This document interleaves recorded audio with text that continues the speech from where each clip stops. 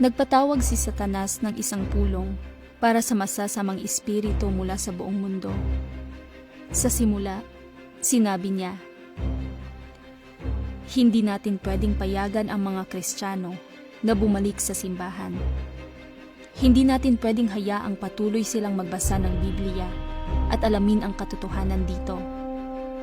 Higit sa lahat, kailangan natin silang pigilan na magkaroon ng masiglang relasyon sa kanilang tagapagligtas, si Jesus.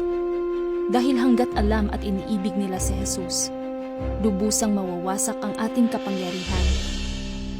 Kaya kahit bumalik sila sa simbahan, kailangan nating bawiin ang kanilang oras para isipin nila na tila'y sila'y namumuhay kay Jesus, ngunit hindi nagtataglay ng tunay na ugnayan kay Hesukristo. Ito ang layunin ng pulong na ito.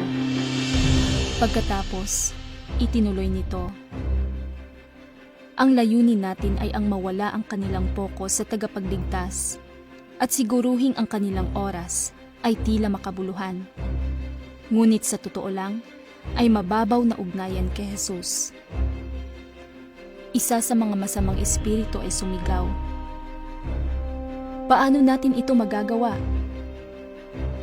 Sumagot si Satanas, panatilihin silang abala sa mga bagay na hindi naman kailangan sa kanilang buhay at punuin ang kanilang isipan ng mga walang katapusang plano.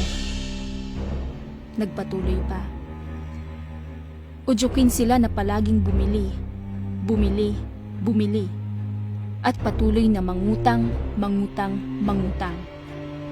Kumbinsihin ang mga asawang babae na kunin ang mga trabahong nangangailangan ng mahabang oras ng trabaho.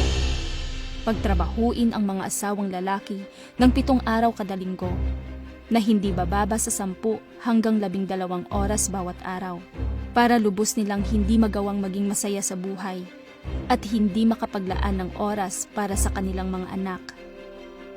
Kapag ang kanilang mga pamilya ay mabilis na nawasak, wala silang mapupuntahang lugar upang maibsan ang kanilang stress.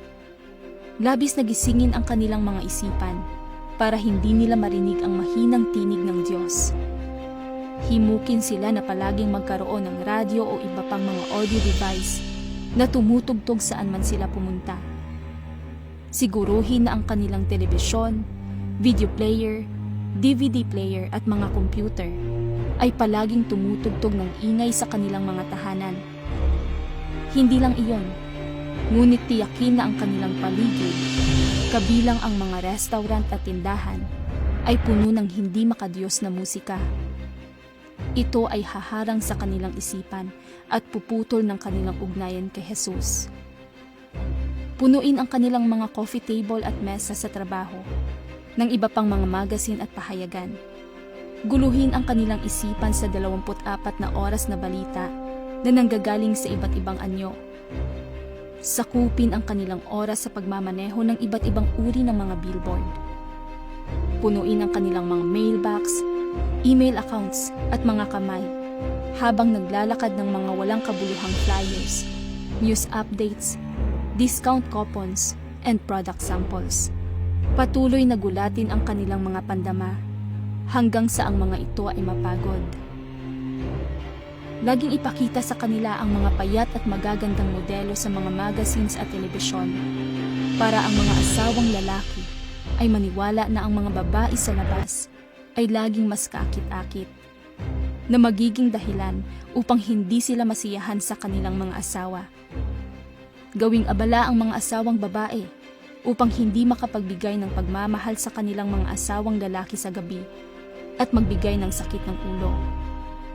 Kung ang mga asawa ay hindi makapagbigay ng pagmamahal na kinakailangan ng kanilang mga asawa, mabilis itong sisira sa kanilang mga pamilya. Gumawa ng karakter na tinatawag na Santa Claus upang sirain ang tamang pagtuturo ng tunay na kahulugan ng Pasko sa kanilang mga anak. Magdisenyo ng Easter eggs at kuneho tuwing Easter upang hindi nila pag-usapan ang pagtubos ni Jesus o ang kanyang tagumpay laban sa kamatayan at kasalanan.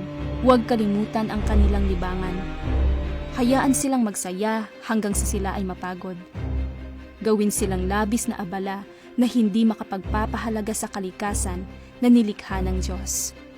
Sa halip, ibigay sa kanila ang iba pang amusement parks, sports events, mga pelikula, konsyerto, at higit sa lahat, gawin silang sobrang busy.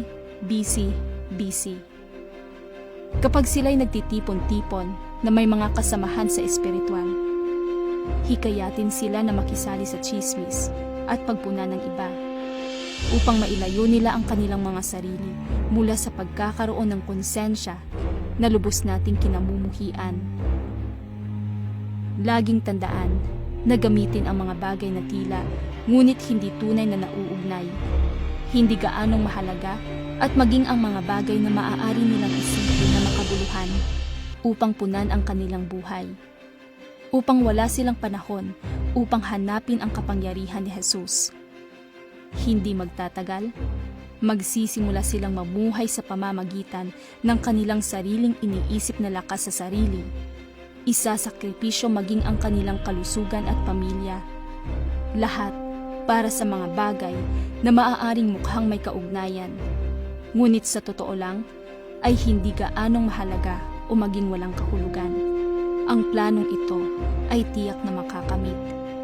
Ito ay walang alinlangan na makakamit. Ito ay tila isang magagawang plano.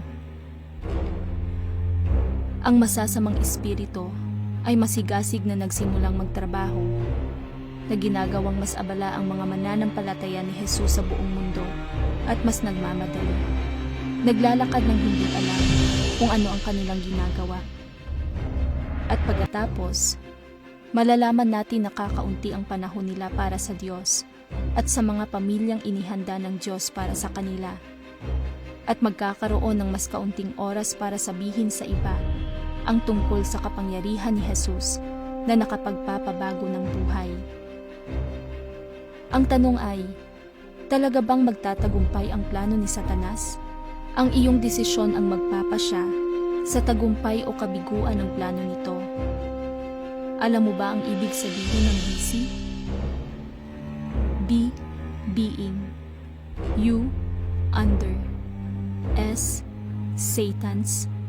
Y, yoke. Being under Satan's yoke.